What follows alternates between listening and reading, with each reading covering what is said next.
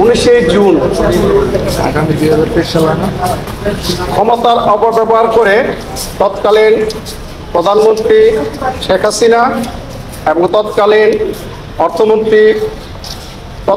অর্থ উপদেষ্টা এবং এই 19 জুন 191 নম্বর এসআরও প্রজ্ঞাপনের মাধ্যমে সূচনা ফাউন্ডেশনের যে আয় হইতো সেই সূচনা ফাউন্ডেশনের এখানে বলা হয়েছে স্থায়ী সঞ্চয়ী ব্যাংক আমানতের উপর প্রাপ্ত সুদ, কনসালটেন্সি ফি, গবেষণা ফি বাবদ প্রাপ্ত আয়, সকল প্রকার আয়ের উপর অর্ডিন্যান্সের অধীন পদেও আয়কর হইতে বর্ণিত শর্ত সাপেক্ষে 5 বছরের জন্য তাদের আয়কর অব্যাহতি প্রদান করলো। অর্থাৎ এখানে যেসব পেয়ার মানে ফিক্সড ডিপোজিট রাখা হয়, গরিব দুঃখী যেখানে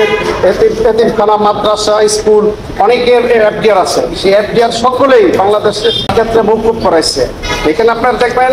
আমি আর একটা কপি দিয়েছি, এখানে বিভিন্ন মন্ত্রণালয় থেকে প্রায় 1360 মিলিয়ন টাকা এই অনুদানে প্রেরণ করছে, আরো অনেক টাকা প্রেরণ করছে এই সূচনা ফাউন্ডেশনে। এখানে যদি তার 10% আয় মৌকুফ করে,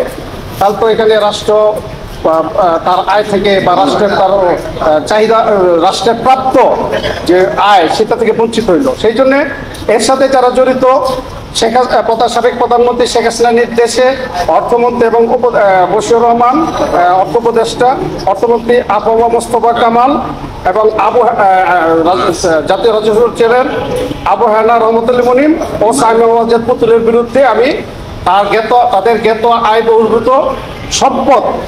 তদন্ত করে, জ্ঞাত আয় বহির্ভূত সম্পদ যদি আছে, সেই জ্ঞাত আয় বহির্ভূত সম্পদ তদন্ত করে রাষ্ট্রের অনুকূলে বাজেয়াপ্ত করার জন্য আবেদন করেছি এবং এই আইনে সর্বোচ্চ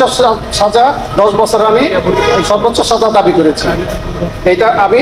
জাতীয় রাজস্ব বোর্ডে আবেদন করেছি আর কি, তাদের জ্ঞাত আয় বহির্ভূত সম্পদের হিসাব নেওয়ার জন্য, এবং যদি পাওয়া যায় তাদের শাস্তি এবং